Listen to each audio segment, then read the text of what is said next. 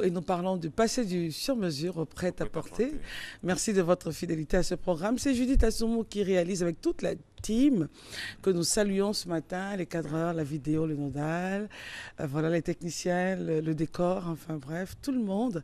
Et moi, je suis Christelle Meledge. Nous sommes avec Roger Bango, créateur de mode, avec qui nous avons de très très bons sujets concernant donc la mode. Et là, ce matin, on comprend mieux pourquoi les prix sont exorbitants pour certains créateurs, parce qu'on a souvent on se dit mais un peu élevé, pas exorbitant.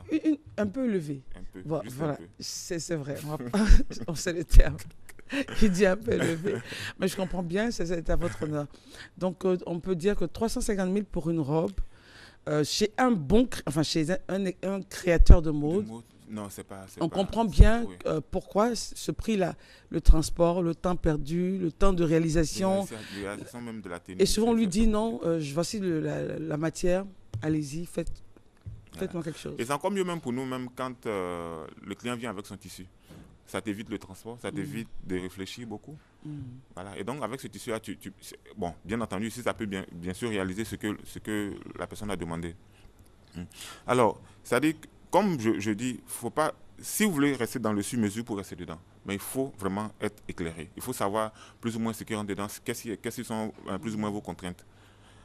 Mais si vous ne pouvez pas, par exemple, que vous êtes comme nous tous, fatigués par le sur-mesure, fatigués par toutes ces contraintes-là, d'aller chercher des matières qui ne sont pas toujours de bonnes matières, qui ne correspondent pas toujours à ce que le client demande, passez au prêt-à-porter. Mais attention, avant d'en parler, Roger, c'est que certains créateurs, par exemple, certains couturiers ou stylistes, ils font des tenues très moins chères.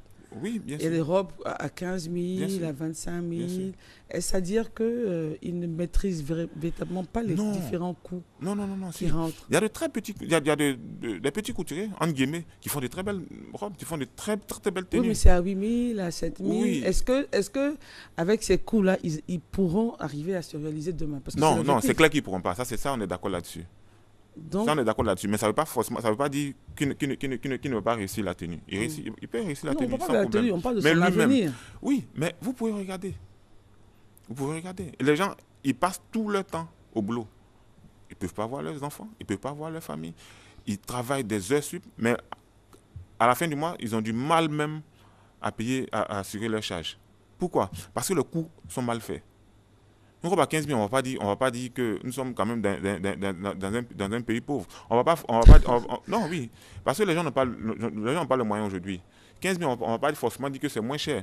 Mais si celui qui fait la robe à 15 000, s'il sait faire son coût, le coût de ces matières, à 15 000, il peut rentabiliser. Il ne fera pas une surproduction. C'est quand on fait de la surproduction que ce que vous avez pris là rentre dans la confection. Et là, vous n'avez rien. Vous comprenez? Il travaille. Et comme généralement, les gens ne formalisent pas. Il a fait 5-10 robes, il a reçu 100 000, il n'a pas écrit, il a remis dedans. Après, il s'étonne que le mois fini, il n'arrive pas à assurer ses charges. Dans plein de problèmes. Vous comprenez? Et l'entreprise en lui-même, puisque je l'ai dit que c'est vrai, vous êtes couturier, mais au-delà de ça, vous êtes un chef d'entreprise. L'entreprise doit pouvoir progresser. Et si ça ne progresse pas, c'est clair que vous allez fermer. Comprenez? Avant, quand nous on commençait, on était peut-être à 1-2 tailleurs, mais je n'avais pas d'enfants. Aujourd'hui, j'en ai 4. Alors, si j'étais resté avec deux couturiers là, c'est clair que j'avais déjà mis la clé sur l'opération. Donc, on crée beaucoup de charges. En même temps, il faut quand même que nos entreprises puissent prospérer. Sinon, c'est clair que c'est la clé sur l'opération. Et quand on parle de plan, on parle d'objectif, ce n'est pas que pour les grandes entreprises. C'est des choses simples que vous pouvez faire. Des choses vraiment très simples. Faites votre balance. Oui. Normalement, le 13 même, on a une formation à Yopougon. L'association des couturiers de Yopougon m'a invité pour juste un séminaire de 2 jours. Donc, je serai là-bas le 13. Voilà, quelques petits, tout à fait, et des échanges de bonnes pratiques et tout ça, partager des choses ensemble. Et moi, je ne peux pas tout savoir. Il y a des choses qu'on a mis en pratique, quand même, qui ont donné du résultat qu'on va partager avec eux et puis passer à autre chose. Parce que les gens oublient qu'ils sont des chefs d'entreprise. C'est ce que je dis toujours. En fait, ce qui me peine, c'est que généralement, la clientèle dira oui, mais il faut diminuer, c'est un peu trop cher. Et puis, le monsieur se retrouve à faire une tenue peut-être à 8 000, 7 000, ce qui nous arrange fortement. Oui, bien sûr. La tenue est belle, on est chic, mais en même temps, on a payé moins cher. Tout à fait. Mais in fine, on est en train d'appauvrir quelqu'un peut-être. Mais attends, regardez les gens qui coulent. Lui aussi, il ne sait même pas qui s'appauvrit. Tout à fait. Il ne sait pas, en fait, il ne connaît même pas son seuil même de rentabilité. C'est ça. S'il connaît ce seuil de rentabilité, il y a des choses qu'il ne va pas faire. Il y a des prix qu'il ne va pas faire. Vous comprenez? Mais souvent, le gars, il ne connaît même pas son seuil de rentabilité. Donc, pour lui, tu lui donnes 10 000 pour une robe, il va faire quoi? Il va se dire quoi? C'est une popeline, bon, 2-3 000 comme un train, et c'est tout. Il oublie le temps. Il oublie l'électricité. Il oublie son loyer. Il oublie tous les salaires qu'il va payer. Il oublie lui-même son salaire. Sa femme, oui. Et rare même ceux qui se fixent des salaires. Il oublie son salaire. Vous comprenez? Et après, bonjour les dégâts. À la fin du mois, je rends compte que... Non, attends, tu ne vas pas être un entrepreneur. Il n'y a que 5 000 dans la entrepreneur. caisse. Et puis, tout à fait. Et donc, souvent, il s'étonne, ben, qu'est-ce qui se passe? Je ne comprends pas. Non, il n'y a rien qui se passe. Ce qui se passe, c'est que vous n'avez pas bien fait vos cours. Depuis le village. Voilà, tout à fait. Yann me dit non, que la bras percée. Qu'est-ce qu'il a dit dans mes cheveux? Mais percée. Mais percée. Je dis non, ça n'a rien à voir. Ça n'a vraiment rien à voir. Est-ce que ce que tu as fait comme dépense depuis ce matin-là, dans quoi est-ce que c'est entré? C'est clair. Donc, si c'est entré dans une tenue, tu sais que cette tenue, on doit pouvoir on va dire quoi, mais te rembourser ce que tu as investi. Mais si ça ne peut pas, parce que les tenues sont mal faites, et puis comme je disais, les stocks. On a beaucoup de stocks chez nous parce que ça n'a pas respecté ce que le client a demandé. Le client non fâché, l'a laissé. Et donc c'est plein de stocks chez nous. Et le stock, on s'appauvrit, c'est du gâchis. Donc, alors, celui qui, après avoir vu un peu... ou subi même tout. Oui, nous tous on a subi. Et ça, c'est tous les aléas du sur-mesure. On passe au prêt-à-porter. On ne réfléchit pas trop. Enfin, on fait juste un croquis et on reproduit. Oui, mais encore, ça dit que c'est pas si facile que ça parce qu'il faut savoir plus ou moins, il faut savoir maintenant ce que tes clients, ce que les gens, ce qu'ils aiment. La demande. Il faut une étude au préalable. Oui, normalement, il faut une étude. Mais c'est plus facile pour celui qui a déjà exercé. Par exemple, celui qui est dans le sur-mesure pendant un certain nombre d'années, il sait plus ou moins ce que ses clients consomment. Il sait plus ou moins les matières que ses clients consomment. Il connaît plus ou moins les tailles de ses clients. Et donc, pour entrer dans le prêt-à-porter, c'est facile. Mais pour cela, il faut les éduquer. Il faut aller pas à pas.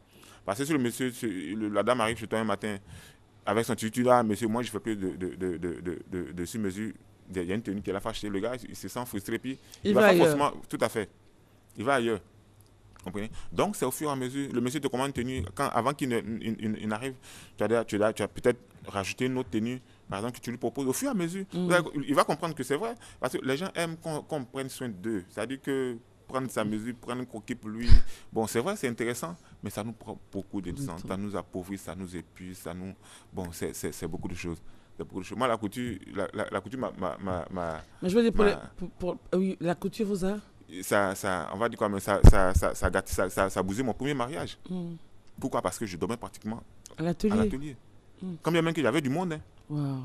Tellement tu veux respecter. Parce que la création, c'est inné. Il y a quelque chose, il y a des choses qu'on sait, que tu peux sentir, que celui que tu envoies au marché peut ne pas sentir. Donc, il faut toi-même. Donc, c'est beaucoup de temps, c'est beaucoup de temps, et qui, au final, ne nous rend pas service. Comprenez? Et donc, c'est ces choses-là, on veut que les gens évitent. Il ne faut pas qu'ils tombent dedans et puis demain, bon, ils vont... Avec des regrets. Voilà. Aujourd'hui, c'est vrai qu'on dit la Côte d'Ivoire est la plaque tournante de la mode. Mais ce n'est pas ce qui est important. Ce qui va nous enrichir, c'est qu'on sera la plaque tournante du prêt-à-porter. Vous comprenez? Aucun acheteur ne quittera en Europe ou je ne sais où pour venir acheter du prêt-à-porter parce que Cora ou bien parce que moi je fais du prêt-à-porter. Non. Si nous tous, nous mettons prêt-à-porter, nous sommes productifs, nous avons une qualité, vous allez voir que les gens vont venir. Et si nous sommes éduqués Éduqués, tout à fait. Mais les gens quittent aux États-Unis, quittent en France, ils nous sautent, ils vont jusqu'en Chine. Pourquoi? Parce qu'ils ne sont pas productifs. La mode aujourd'hui, là, ce n'est plus de l'art, c'est du business. Il faut pouvoir produire, il faut être productif. Mais il y a quand même cette magie de l'art aussi. Cette magie-là, c'est ce que je dis. Quand tu veux le faire, il faut que ce soit éclairé. Et donc, tu fais tes prix en conséquence. Avec des une clientèle bien précise. Non, c'est sûr. C'est sûr. C'est sûr. Parce que, attends, aujourd'hui, qui peut acheter une chemise ici à 100 000? Ils ne vont pas comprendre du tout. Ils ne vont pas comprendre du tout. Alors que c'est beaucoup de Il va falloir expliquer longtemps. Tout à fait, expliquer longtemps. Et expliquer là même aussi, c'est du temps. C'est le temps là même encore. C'est le temps. Parce que maximum une chemise, ça va de... Une chemise normale, sérieuse, belle et tout. Non, il n'y a pas... À partir de 10 000, on peut déjà faire une chemise de bonne facture. Ce qui fait que nos coûts sont élevés, c'est que nous ne sommes pas productifs. Et comme nous ne sommes pas productifs et que nous avons des charges énormes, nous sommes obligés de couvrir ces charges-là avec le peu de production qu'on fait. Vous comprenez? Mais par contre, si nous produisons beaucoup, attends, aujourd'hui, il est prouvé que notre main-d'œuvre en Côte d'Ivoire est moins chère que celle de Chine. Pourquoi Wow. Oui. Est-ce qu'on devrait être fier de ça? Oui, on devait être fiers parce qu'on a un savoir-faire. Et puis, Oui, mais la main d'œuvre doit vivre aussi. Elle doit vivre. Mais ça dit que aujourd'hui, ce que je suis en train de faire, c'est de former les gens à la tâche. Pas à la mode ou pas à la couture, non, à la tâche. C'est-à-dire? C'est-à-dire que on prend aujourd'hui, j'ai un programme qu'on va lancer bientôt. Tu prends par exemple un jeune, en 5 mois, il a un métier. Au lieu de traîner dans les rues, au lieu de rester là, et après, il peut lui-même se dupliquer. En 5 mois, je vous dis, normalement c'est en 3 mois, mais on dit 5 mois. En 5 mois, il a un métier. Un métier, dans le métier de la mode. Une tâche. Et le gars, c'est clair qu'il aura le SMIC. Après, il pourra gravir les échelons, il pourra avancer. Mais déjà, en 5 mois, il a un métier. Et celui qui a un métier, celui qui a un métier, c'est clair qu'il possède son avenir. Vous comprenez? Mais là, ils ne font rien, n'apprennent rien, et rien du tout. Vous comprenez? Et donc, je disais que aujourd'hui, la Chine, notre main-d'œuvre est moins chère que celle de Chine. Pourquoi est-ce qu'on ne peut pas faire des chemises à 5 000, 3 000? Pourquoi? Parce qu'on ne produit pas assez. Parce qu'on n'a pas, on a une ancienne façon de produire qui revient cher. Qui revient cher à la production. Donc, ça fait que les clients ne viennent presque plus. Si vous remarquez bien, aujourd'hui, toutes les marques, les grandes marques, ont toujours des produits low cost.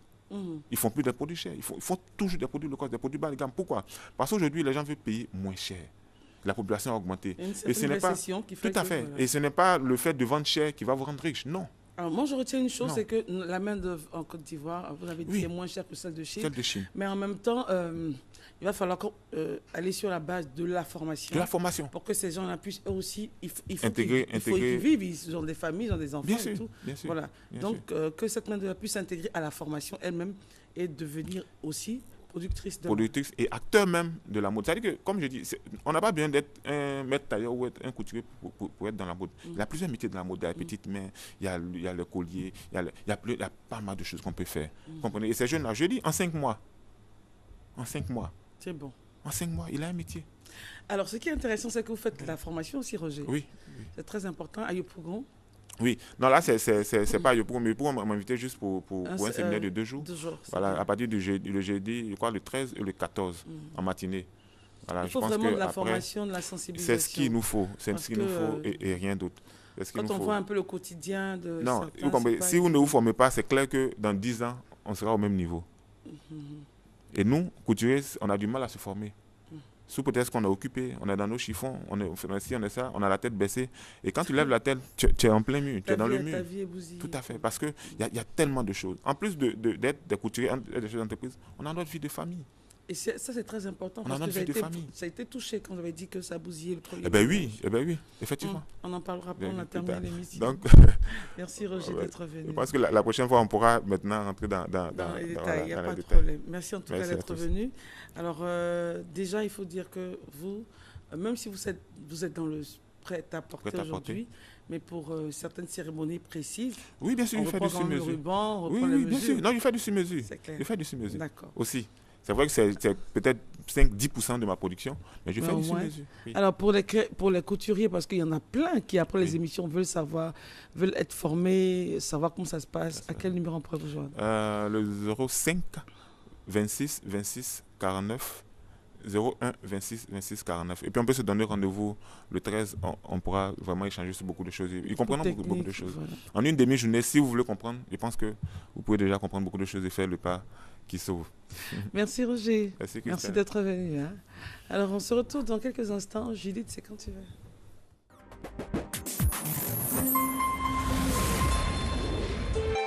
RTI 1, la chaîne qui rassemble.